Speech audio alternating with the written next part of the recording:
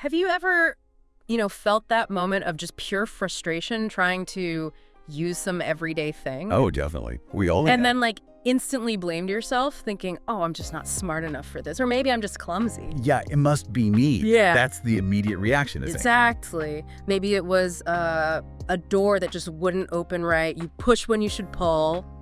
Yeah. We've all been there. Absolutely. Standing there feeling foolish. Or a remote control with a million tiny buttons that all look the same, seemingly designed just to confuse. Universal remote struggle, yeah. Or even, the stove burner, trying to figure out which knob controls which heating element. It's maddening. It really is. And that little voice. Right. That whispers or sometimes shouts, why can't I figure this out? Mm-hmm.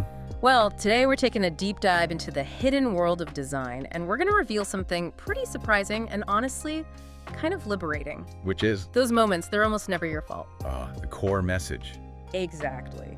Our insights today are drawing heavily from the revised and expanded edition of Don Norman's really seminal work, The Design of Everyday Things. A classic for a reason. And this isn't just about making products look nice, is it? It's much deeper. Oh, much deeper. Yeah. It's about understanding the psychology of being human, how our minds actually work, and how that interacts with the stuff we use every single day. Often without us even noticing that subtle dance happening. Precisely. Between our thoughts, our expectations, and the objects themselves. So our mission in this deep dive is to unpack why good design often just disappears. It becomes invisible because it works so well. Right. It gets out of the way. While bad design, well, it shouts for attention, doesn't it? Like a big flashing sign of frustration. It really does. It makes itself known. We'll explore the fundamental principles that govern how we interact with the world, maybe reveal some surprising things about our own minds, and show you how understanding design can genuinely transform your everyday experiences, turning that frustration into a feeling of control, maybe even pleasure. It really can shift your perspective.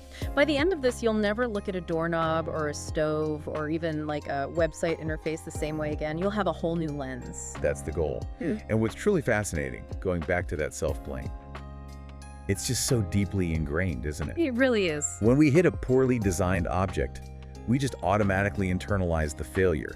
We think we failed, not the object. Right. It's my fault I can't use this simple thing. Exactly. And Norman opens his book with this perfect anecdote that just nails this point. Oh, yeah. Tell us about it. He describes being in a rented house in England, and he's watching his landlady struggle with a stuck filing cabinet drawer. She's pushing, pulling, wiggling it, getting really frustrated, but also kind of apologizing for it. Apologizing to the cabinet. Almost. And when Norman finally manages to get it open, by banging, twisting it a bit. The classic approach. Right. Her immediate reaction wasn't relief that the drawer was busted, but she says, "Oh, I'm sorry. I'm so bad at mechanical things." She blamed herself. Instantly. But Norman's point, his counter, just flips the whole script. He says, no, she had it backward. How so? He says, it is the mechanical thing that should be apologizing. Perhaps saying, I'm sorry. I'm so bad with people. I love that. That really puts it in perspective. It perfectly encapsulates the core problem. The blame gets shoved onto the user when really the design is the main culprit. It's a fundamental shift in thinking. That story clicks because it's not just some random anecdote. It feels universal. When I think about that filing cabinet or, a confusing thermostat or trying to set up some new gadget, it really does feel like modern life can sometimes be this never-ending fight against confusion. Yeah, continued errors, frustration. And this constant cycle of updating and maintaining our stuff, it's exhausting. It is. And it's not just minor irritations. Think about cluttered car dashboards. Dozens of buttons all looking the same. Oh, don't get me started. Or smart home systems. They promise simplicity, but often deliver just headaches. Endless troubleshooting, compatibility issues. It's like we're constantly battling the very tools meant to make life easier. And that constant low-level friction just wears you down. Absolutely. And this leads to such a crucial point. What we habitually label as human error is more often than not actually a design error. Say more about that, because human error gets blamed for so much. It does. But think about it. Even experts, people highly skilled in their fields, make errors with everyday things. Norman points out engineers who understand complex systems might still flip the wrong light switch at home. Right. Even they aren't immune. They admit to these errors. But the deeper point is, if even the most competent people make mistakes in simple interactions, then systems must be designed assuming people will make them. That's a huge shift. Design for imperfection, not perfection. Exactly. It raises this critical question. If we design assuming users will always be perfect, always attentive, never tired, perfectly informed, aren't we just setting everyone up to fail? Yeah, it seems obvious when you put it like that. We're basically asking people to conform to the arbitrary demands of machines. And when they inevitably can't, we conveniently label it human error instead of acknowledging the design error. So the mission of Norman's book, and I guess our deep dive today, is really to lay out these fundamental principles of good design, right? Yes, exactly. To move beyond just pointing out flaws. And offer actual ways to eliminate these problems. Right, to transform everyday stuff into things that are actually enjoyable to use. Products that provide pleasure and satisfaction, not just function. And the cool thing is, this isn't just for professional designers. Not at all. It applies to everyone. Because whether we realize it or not, we all design our lives. How do you mean? We arrange our workspaces, organize our kitchens, create little workarounds for devices that don't quite work right. We're constantly adapting and designing our interaction. Ah, I see. So understanding these principles helps us all. Absolutely. It can genuinely change how we experience the world and even how we approach solving problems in our own lives. Okay, so where do we start? What are the fundamentals? Well, two of the most crucial characteristics of good design, right at the beginning, are discoverability and understanding. Discoverability and understanding, okay. Think of them as two sides of the same coin. Discoverability is basically, can you even figure out what actions are possible with this thing? Like, what can it do? Yes. And crucially, where and how do you perform those actions? It's about revealing the potential. Got it. And understanding. Understanding follows. Yeah. Once you know what can be done, do you get what it all means? How is this thing supposed to be used? What do all the controls and settings actually signify for what you're trying to achieve? If you don't have both, you're lost. Completely. You're just guessing, fumbling around, getting frustrated. Which brings us right back to those infamous doors, the Norman doors. Ah, yes, the classic example. Why do we constantly push doors that should be pulled or pull ones that need pushing, standing there looking completely baffled? It's the perfect everyday illustration of a discoverability failure. The design itself should tell you how to use it intuitively without needing a sign. So how should it work? Well, think about it physically.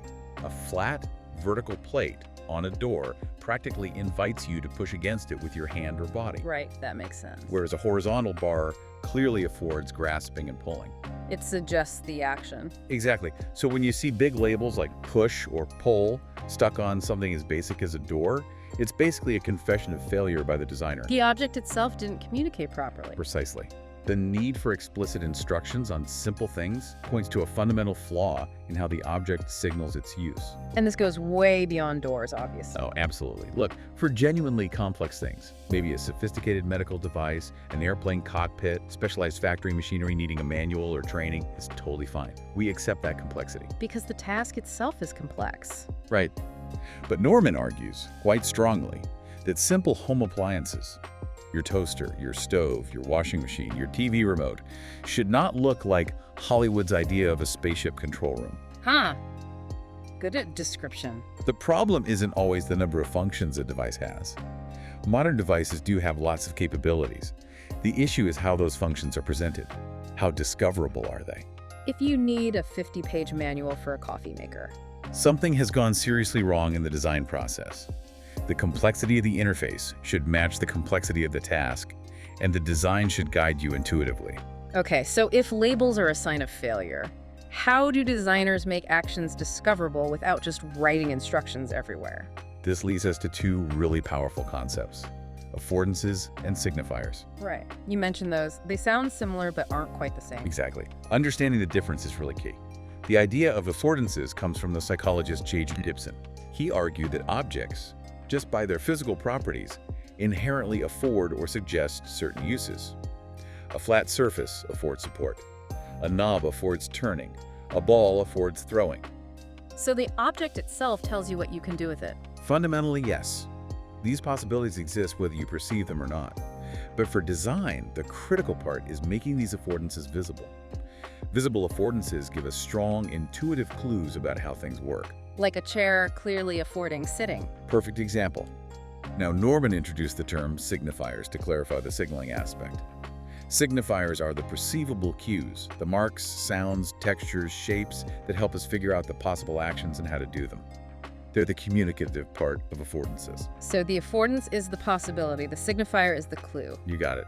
Perceived affordances, helped along by good signifiers, let people figure things out without needing explicit instructions. Can you give an example of a signifier? Sure. Norman talks about seeing these vertical pipes across a service road in a park. They look solid, right? Like they clearly blocked cars and anti-affordance. Okay, a barrier. But then he saw a parked vehicle drive straight through them. He went closer and found they were made of flexible rubber. Clever. Very clever. It was a signifier. It signaled a blocked road to the average driver, but allowed passage for park staff who knew the secret, all without needing a gate or a sign. It shows how subtle signifiers can be, but they have to be perceived correctly by the intended user. That's really neat. So a practical takeaway for us. Here's a big one. If you constantly see handwritten signs taped to doors, printers, microwaves, explaining how to use them, what not to do, that's a flashing red light for poor design. The signifier failed. Absolutely. The product or the environment itself should be doing the communicating. It reminds me of that designer asking his mentor, why aren't people using all the cool features in our software? And the answer is? The likely painful answer is, the features weren't properly signified. People didn't know they were there or how to find them. The affordances weren't discoverable. Okay, this is hitting home. Which brings us to something you mentioned earlier that drives me, and probably everyone listening, absolutely crazy. Let me guess. The stove. The stove, yes. How many times have you confidently turned a knob only to realize you've lit the wrong burner? Happens all the time. It's a universal frustration. And I'm telling you, listeners, it is not your fault. It is bad design. The book uses this as a prime example of poor natural mapping. Yes, natural mapping is crucial. Explain that. What is natural mapping? It's about leveraging spatial analogies, or even conceptual ones, so that control immediately relates to the outcome. It feels intuitive. Like moving a control stick up makes the thing on the screen move up. Exactly. Or turning a volume knob clockwise usually means louder. Sliding a fader up means more. These mappings feel natural because they align with our physical or metaphorical expectations. But stove controls often don't do that. They'd spectacularly fail at it. You typically have burners arranged in a 2D rectangle, right? But the control knobs are often just plonked down in a straight 1D line below them. With no clear connection. Precisely. And worse, there's zero standardization. Every manufacturer, sometimes even different models from the same manufacturer, has a different arbitrary layout. So you have to relearn it every time you use a different stove. You do. It puts this huge unnecessary load on your memory. Instead of just cooking, you're constantly doing this mental calculation. Okay, wait, which knob is for the back right burner on this particular stove? It's a recipe for errors and frustration. And it highlights that natural isn't always universal, right? Culture plays a big role. A massive role. Some mappings feel pretty universal, maybe rooted in physics or biology, like Up for More, often relates to effort against gravity. Okay. But many mappings are purely cultural conventions. Norman talks about how different cultures perceive time. Oh, interesting. How so? Well, in many Western cultures, the future is ahead, the past is behind. We gesture forward for tomorrow. But for the Amara people in South America, the past is in front, because they can see it, remember it. The future is behind them, unseen. They gesture backward for future events. Wow, that's completely different. Or think about timelines. Left to right often follows writing direction in Western scripts, but it's right to left in others. And some Australian Aboriginal societies map time to the environment, east to west, regardless of which way they're facing. Imagine designing a calendar app for that. Exactly. It shows designers must understand the diverse cultural contexts of their users. What feels natural in one place can be utterly baffling elsewhere. This applies to digital stuff too, right? Like scrolling on a phone. Perfect example. Early computer scrolling used a moving window idea. You drag the scroll bar to move the window over static content. Right, I remember that. But on touchscreens now, we mostly use a moving text model. You swipe your finger up, and the content moves up with your finger, like sliding a physical piece of paper. Which feels much more direct, more natural. It does. It's a better mapping between the physical action and the digital result, making it more intuitive. It's a subtle but powerful shift. Okay, so you figure out what to do, discoverability, how it works, understanding, and the controls make sense, mapping. What's next? You need to know if it actually did anything, right? Absolutely critical. That's feedback. Like mashing the elevator button, wondering if it registered? Precisely. Or hitting the crosswalk button over and over because there's no light, no sound, no indication your request was received. You're left in the dark. Literally, sometimes. What's missing is clear, timely feedback. Some signal letting you know, yes, I got your request and here's what I'm doing about it. So good feedback is essential. What makes feedback good? 2 key things, primarily. It must be immediate. Even a tiny delay, like a 1/10 of a second after clicking something, can feel weird, make you wonder if it worked. Yeah, that lag is annoying. If the delay is longer, say a second or 2 for a simple action, people might give up, click again, or assume it's broken. Okay, immediate. What else? It must be informative. Not just some random beep or a flashing light that tells you something happened, but not what. Like a generic error sound versus a specific message. Exactly. Think about a car. A simple ding when you close the door is okay, but a complex alarm system might signal low tire pressure, or an open trunk, or an engine issue specific actionable information. Poor, vague feedback can actually be worse than none. How so? Because it's distracting, adds to your mental load, causes anxiety. What does that beep mean? And this gets incredibly serious in high-stakes places. Like hospitals or cockpits? Precisely. Operating rooms, power plant control rooms, airplane cockpits. If every single device is screaming emergency with constant beeps and flashing lights. It's just noise. You can't think. It's a cacophony. Workers waste precious time and mental energy just trying to shut off alarms so they can actually figure out and fix the real problem. Too much feedback, or poorly designed feedback, can literally be life-endangering. That's a chilling thought. It's a paradox, too much information being as bad as too little. It really is. And sometimes, counterintuitively, the absence of a signal causes problems, like with electric cars. They're too quiet. Exactly. Sounds great in theory, right? Less noise pollution. But it's a major safety hazard for pedestrians, especially those who are visually impaired or just distracted. They rely on hearing cars approach. So manufacturers have to add sounds back in. They do. Norman mentions BMW actively designing artificial sounds for their electric vehicles. After decades spent making cars quieter, now they're spending fortunes adding sound back. Wow, who knew? And it's not just engineers. Designing these sounds involves psychoacoustics experts who study how sound affects us, and even Hollywood sound designers. To make sounds that are informative but not annoying. Exactly. They need to signal the car's presence, location, speed, maybe even its intent, without just adding more unpleasant noise to our cities. It's a fascinating, complex design challenge. So we've covered how design communicates to us, but let's dig into our own minds. How do we actually process all this and decide what to do, even for simple things? Like our actions, even basic ones, follow a kind of mental pathway, often totally subconscious. Like a checklist in our heads. Kind of. This is where Norman's 7 stages of action model is really insightful. It describes the cycle we go through to achieve goals. Okay, break it down for us. Sure. First, you form a goal. Let's say, I want more light so I can read. Simple enough. Then you plan how to achieve it. I'll turn on that lamp over there. Next, you specify the action sequence. Reach with right hand, grasp switch, flip it up. Getting specific. Then you execute the action, physically flip the switch. After that, you perceive the state of the world.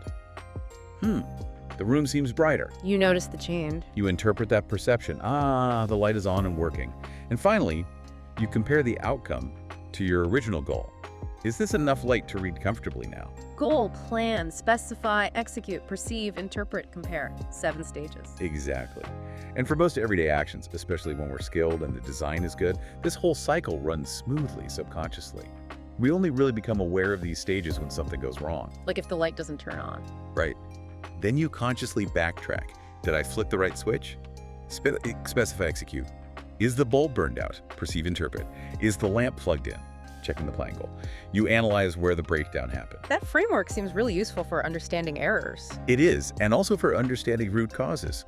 Think about that famous quote from Theodore Levitt. The drill quote. Yes. People don't want to buy a 1/4-inch drill. They want a 1/4-inch hole. Classic business insight. Right, focus on the outcome. But Norman pushes it further. Why do they want the hole? Maybe to hang shelves. Why shelves? To organize books. Why books? Perhaps to relax and read. The real goal might be comfort or knowledge, not just a hole. So designers need to keep asking why. Exactly. Dig deep into the true underlying needs and high-level goals. not just the surface-level task or stated desire. That leads to much more meaningful and effective solutions. Okay, so our actions are complex, but what about feelings? Emotion must play a huge part in how we react to design, right? Absolutely central, and often underestimated, especially in engineering-driven fields.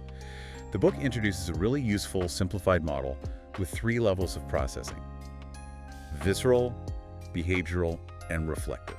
Visceral, behavioral, reflective, okay? Yeah, it helps understand how our thoughts and feelings are totally intertwined. The visceral level is that immediate gut reaction, pre-conscious, automatic. Like loving a phone just because it feels sleek? Exactly. Or instantly disliking something because it looks cheap or ugly even before you use it. These are hardwired aesthetic and emotional responses. Engineers might dismiss it as superficial, but it massively shapes our first impressions and willingness to even engage. We judge books by their covers, basically. Really do, at least initially. Then comes the behavioral level. This is the realm of learned skills, muscle memory, mostly subconscious actions. Like driving a car or typing. Perfect examples. It's all about expectations. When you perform an action and the result matches what you expected, you feel satisfaction, competence, maybe even pleasure if it doesn't match. Frustration, confusion. Right. This is also where psychologist Mihaly Csikszentmihalyi's concept of flow fits in. That feeling of being totally absorbed in something. Yes. When the challenge slightly exceeds your skill, demanding full attention, you lose track of time, feel deeply engaged. Good design can really facilitate that state by making interactions smooth and rewarding. And the third level, reflective. The reflective level is conscious thought. Reasoning, evaluating, assigning blame or credit. This is where higher level emotions come in. Pride in mastering something complex, lasting satisfaction with a well-loved tool, or anger at a constantly crashing out. It's where we form opinions and tell stories about our experiences. Precisely. And the key takeaway is that these 3 levels, visceral, behavioral, reflective, and the associated cognition and emotion, are inseparable. They constantly influence each other. So bad design doesn't just annoy us, it can make us feel angry or stupid. Yes. Bad design causes behavioral frustration, which feeds reflective anger or self-blame. Good design creates behavioral satisfaction, fostering reflective pride and pleasure. Think about amusement parks. They expertly blend visceral fear on a ride with reflective reassurance of safety, creating overall exhilaration. All 3 levels work together.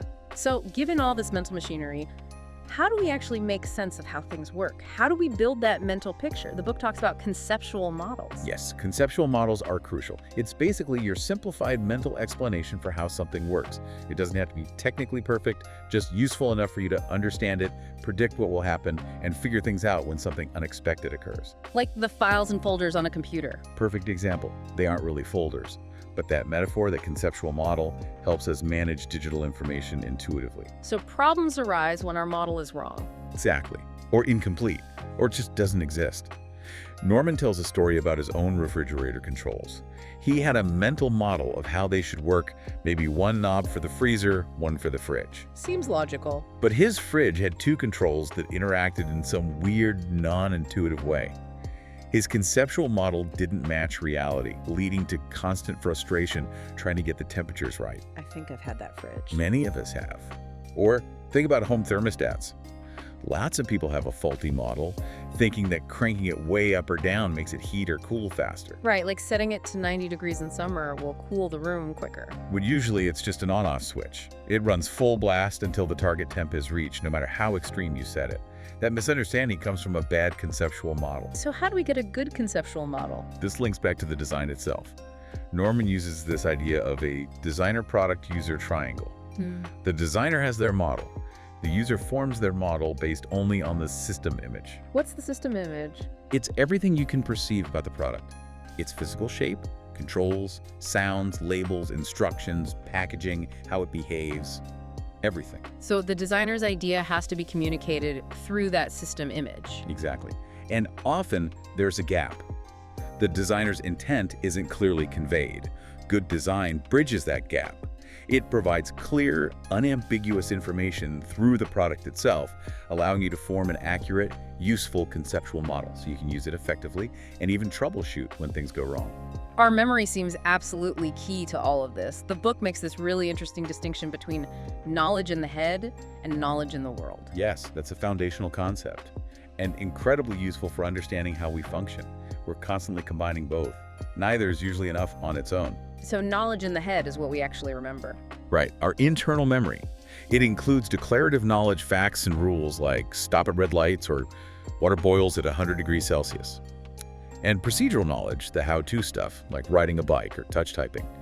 Procedural knowledge is mostly subconscious, hard to explain, you just do it. And our memory isn't perfect. Far from it. Short-term, or working memory, what we hold consciously is tiny. Maybe 3 to 5 items, practically. And it's fragile, easily disrupted. Long-term memory involves reconstruction, not perfect playback, so it can be flawed. And remembering arbitrary stuff. Like passwords or phone number. Exactly. It's really hard unless we give it meaning, structure, like with mnemonics. Okay, so that's knowledge in the head. What's knowledge in the world? That's all the external cues and information available in our environment. Signifiers, physical constraints, natural vipings. Yeah. They're all forms of knowledge in the world. Like labels on keys, sticky notes, road signs. Precisely. The layout of tools on a workbench, a recipe book open on the counter. These external aids dramatically reduce the load on our internal memory. The huge popularity of reminder apps, calendars, even just simple to-do lists shows how much we rely on externalizing knowledge. So we use both together all the time. Constantly. You don't need to memorize the exact size and weight of every coin if their features, size, number are visible. Knowledge in the world helps you use the knowledge in your head, which coin is worth what. Like a beginner typist looking at the keys versus a touch typist. Perfect analogy. The beginner relies on knowledge in the world, key labels. The expert has internalized it as procedural knowledge in the head, freeing up attention. There's a trade-off. External knowledge is easy to access but needs perception. Internal knowledge is fast but needs learning. And as things get more digital, more hidden, it can increase the burden on knowledge in the head. If controls are invisible gestures or hidden menus, you have to remember that they exist, how to invoke them, what mode you're in. It can be more demanding, not less. That memory thing extends to groups too, right? Absolutely. Norman gives this great example of friends trying to remember a restaurant name, Pampas Churrascaria. Catchy. One remembers Pampas, another remembers Churrascaria, someone else remembers where it was. Together, their distributed memory reconstructs the full name. Human memory is often collaborative. Which brings up that big, nagging question. Is technology making us stupid? If we rely on GPS for directions or calculators for math, are our brains turning to mush? It's a really common fear, isn't it? Nah. And yeah, if our tools suddenly vanished, we'd struggle. We might get lost more, or basic math might feel harder. So is it making us dumber? Norman argues very persuasively, no. Technology doesn't make us inherently smarter or stupider. It fundamentally changes the tasks we do and how we approach them. The crucial insight is that the combination human plus machine is almost always way more powerful than either alone. Like the chess example. Exactly. Eric Brynjolfsson's point. The best human player can be beaten by the best computer. But fascinatingly, a team of humans and computers, freestyle chess, can beat both the grandmaster and the supercomputer. Because they combine strength. Precisely. Humans excel at strategy, creativity, intuition. Machines excel at calculation, memory, brute force analysis. Together, they achieve more. Edwin Hutchins calls this distributed cognition. Intelligence isn't just in one head, it's spread across people, tools, procedures, the environment. So our collective intelligence is enhanced. Yes. Our tools augment us, allowing us to tackle bigger, more complex problems. Norman actually says the power of the unaided mind is highly overrated. It's things, our tools, our designed world that make us truly smart. That really reframes the whole technology is bad debate. Okay, another key design concept that helps simplify things is constraints. How do they work? Constraints are fundamental. They simplify our choices by limiting the possible actions. They guide us, often subconsciously, towards the correct way of doing something, reducing the need for memory or complex decision-making. What kinds of constraints are there? Norman outlines several types. Physical constraints rely on physical properties. A square peg won't fit in a round hole. A battery might only fit one way. Error-proofing by shape. Exactly. Though often the legacy problem gets in the way. Think of standard AA batteries that can be put in backwards. Better designs exist, like Microsoft's Instaload contacts that work either way. But the existing standard makes it hard for new, better constraints to take hold. Okay, physical. What else? Semantic constraints. These rely on the meaning of the situation. A motorcycle rider has to face forward. That's the meaning of riding. A windshield goes at the front because its meaning is protection and visibility. These can change with technology, though. Like with self-driving cars, maybe facing forward won't be semantically required anymore. Potentially, yes. Then there are logical constraints, based on logical relationships. If you assemble furniture and have a part left over, logically you missed a step. Natural mappings often provide logical constraints. The left switch controlling the left light feels logically consistent. And finally, culture constraints, or conventions. Learned artificial rules. Driving on a specific side of the road, knowing red means stop and green means go. Or how doors on the Paris metro might need a button pushed or a lever pulled. It's a learned convention. Standardization seems like a huge cultural constraint. Hugely powerful. When car controls are mostly standard worldwide pedals, steering wheel, gear shift pattern you learn once, apply everywhere. Imagine a clock where the numbers ran backwards, or 12 was at the bottom.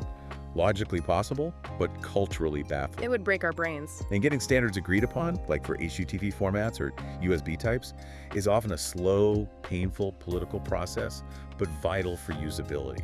It reduces the learning burden immensely. Why are light switches still so often confusing then? Especially in big rooms like auditoriums. They seem to defy all these principles. The infamous problem with switches.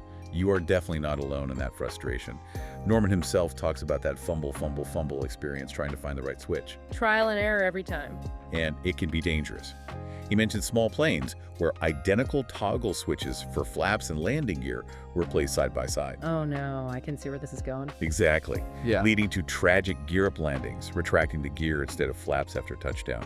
A catastrophic error caused by violating basic design principles. Lack of distinction, poor mapping. So how should it be done?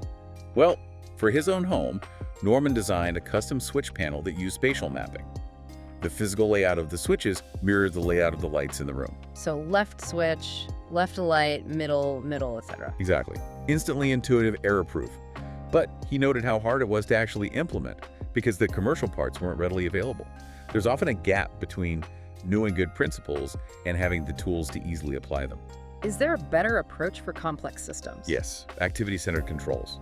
Instead of device-centered controls, one panel for lights, another for sound, another for the projector. Which is how it usually is. Right. An activity-centered approach would have, say, a presentation mode button. Pressing it automatically adjusts lights, sound, projector all at once for that activity. It aligns with how we think about tasks, not devices making complex environments much more user-friendly. That makes so much more sense. Okay, let's circle back to human error. We established it's often design error. How do we really reevaluate this when accidents happen? It requires a profound shift away from blame. Remember, 95% of industrial accidents get pinned on human error. Norman insists this is looking at the wrong place. Accidents are rarely caused by a single thing. It's usually a chain reaction. Exactly. James Reason's Swiss cheese model illustrates this perfectly.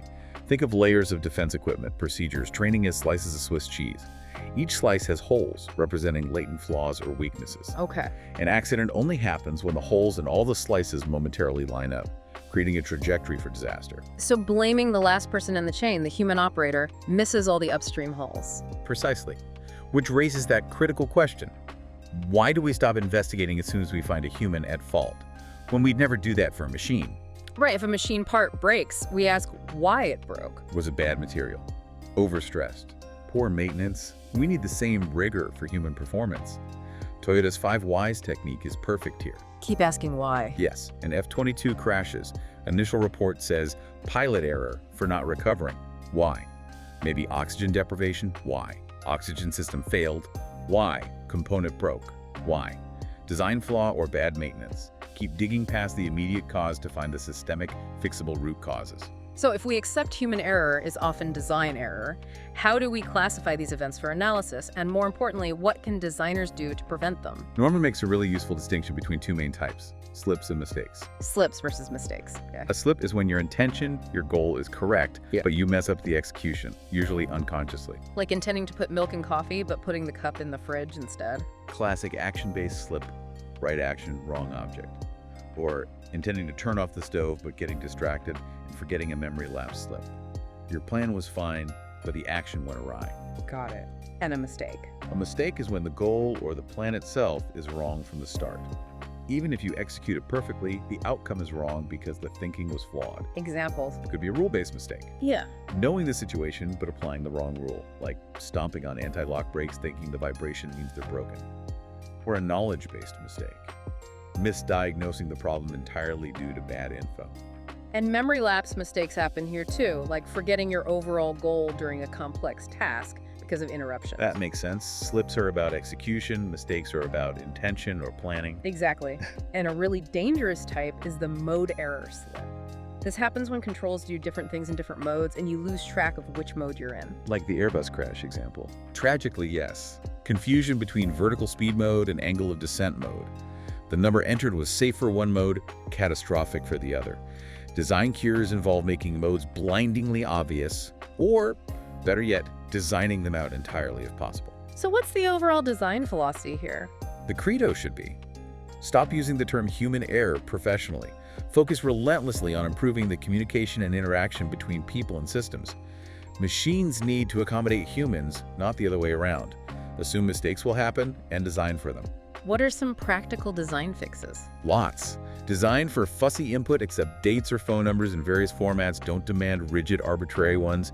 Build-in sensibility checks, warn users if an action seems weirdly large or small, like a massive money transfer or a tiny medical dose. Common sense checks. Right. Provide clear, immediate feedback. And critically, make errors easy to discover and easy to undo.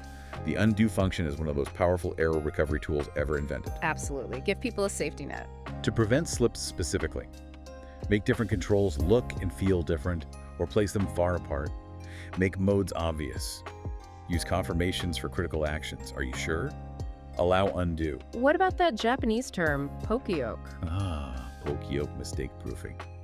Designing things so errors are physically impossible or instantly obvious. Like different shaped gas nozzles.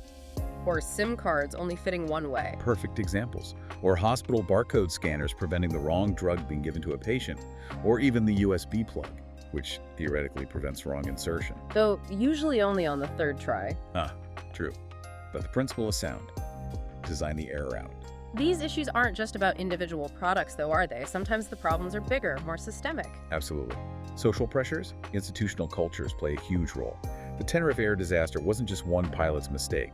It involved time pressure, fog, communication mix-ups, and crucially, cockpit hierarchy preventing a junior officer's concerns from being properly addressed. A whole chain of systemic failures. And organizations often hate admitting errors, fear of blame, lawsuits. But you can't fix what you don't acknowledge. Is there a better way? NASA's Aviation Safety Reporting System, ASRS, is a fantastic model. Pilots report errors anonymously without punishment for minor issues. It builds trust and surfaces systemic problems that would otherwise stay hidden. Aviation safety has improved dramatically because of it. We need that in other fields, like medicine. Desperately. Though progress is being made. Another issue is explaining away mistakes. We see minor warning signs but dismiss them, find reasons why they're not important. Like Norman driving towards Las Vegas when he wasn't supposed to. Exactly. They kept rationalizing the signs until they were hours off course. Hindsight's 20/20, but in the moment, it's hard to see the pattern through the noise. Which leads to the idea of designing for resilience. Yes, resilience engineering. Instead of trying to prevent every single error, which is impossible in complex systems, you design the whole system, equipment, procedures, training, communication, to be able to respond effectively when problems do arise and recover quickly with minimal disruption. It's about having those layers of defense, like the Swiss cheese model, to catch failures before they become catastrophes. Okay, so bad design is the enemy, errors are inevitable. What can designers actually do? What exactly is design thinking? Well, one of Norman's key rules from his consulting is provocative. Never solve the problem I am asked to solve. Why not? Isn't that their job? Because the problem presented is usually just a symptom. The real skill, the heart of design thinking, is digging deeper to find the fundamental underlying issue that really needs fixing. It's like the 5 whys, again, resist jumping to solutions. First, find the right problem. That makes sense. Don't just treat the symptom, find the disease. Exactly. You explore many potential problems before defining the core one. Then you explore many potential solutions before choosing the best path. It's an iterative process of exploration and focus. And this process has a name, right? The double diamond model. That's the one popularized by the British Design Council. It visualizes the process beautifully. 2 diamonds. Representing. The first diamond is finding the right problem. It starts wide, divergence, discover, exploring all possibilities, then narrows down, convergence, defined, to pinpoint the actual problem. The second diamond is finding the right solution. Again, start wide, divergence, develop options, then narrow down, convergence, deliver the chosen solution. Discover, define, develop, deliver. Expanding, then focusing twice. Precisely. It ensures you don't rush to solve the wrong thing or implement a suboptimal solution. And this iterative nature is core to human-centered design, HCD. Putting the human user first. Right at the center. HCD typically involves a cycle: observation, watching real users, idea generation, brainstorming, prototyping, making rough versions, and testing, getting user feedback. Then you repeat, spiraling closer to a good solution. Observation seems key there, not just asking people what they want. Crucial. You have to watch people in their own environment. People often can't articulate their real needs or the difficulties they just work around subconsciously. You need deep, qualitative design research. Empathy, not just surveys or big data marketing research, which tells you what people do, but not necessarily why. And testing the prototypes. Essential. Get small groups of target users, have them try things out, watch them struggle, listen to them talk. Sometimes testing in pairs is great for this. You learn so much. And remember Norman's point, most cases are special. Design needs flexibility, not a rigid, one-size-fits-all approach. We've talked a lot about individual users, but what about designing for huge, diverse populations?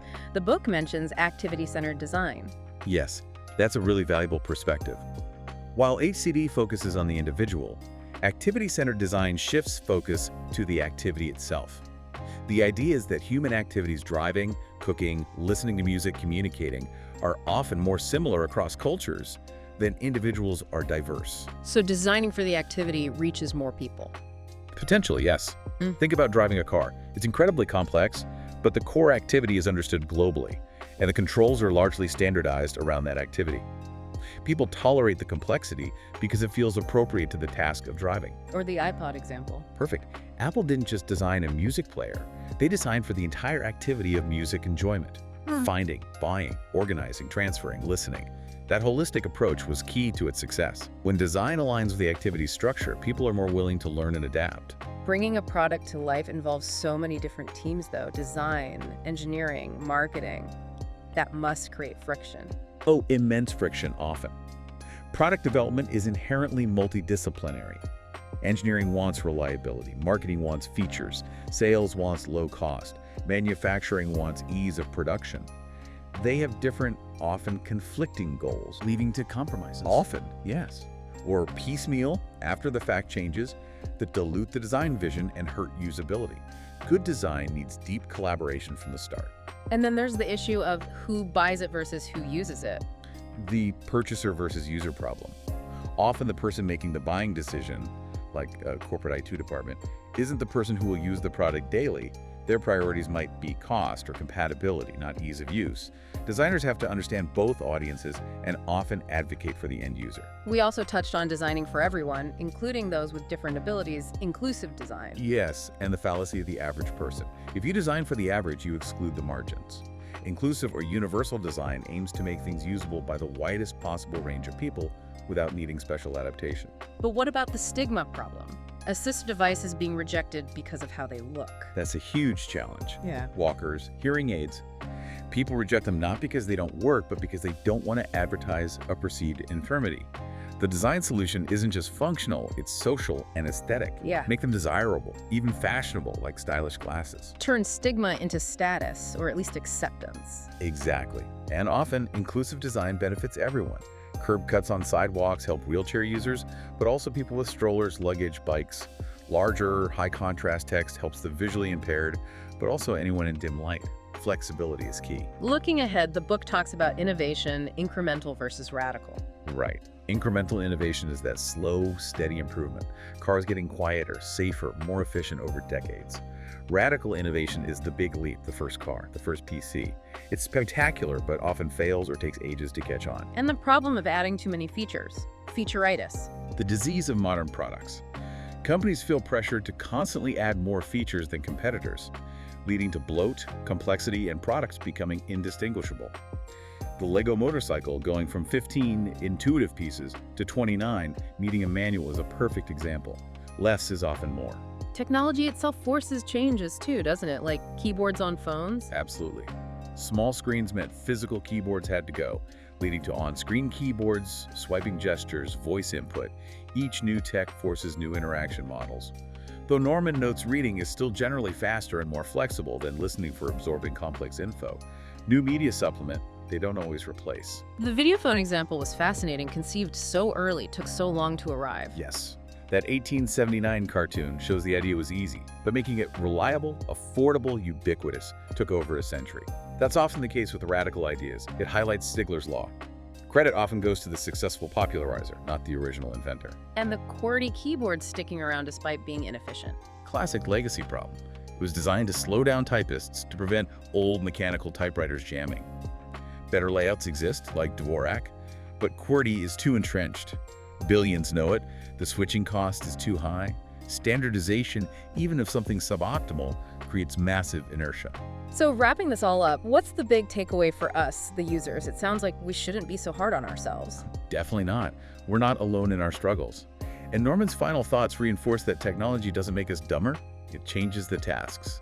Human plus machine is more powerful. Distributed cognition intelligence spread across people and tools is how we achieve complex things. The unaided mind is limited. It's our tools, our design things that make us smart. And there are broader implications too, right? Environmental costs? Yes, the book touches on the cost of needless features, planned obsolescence.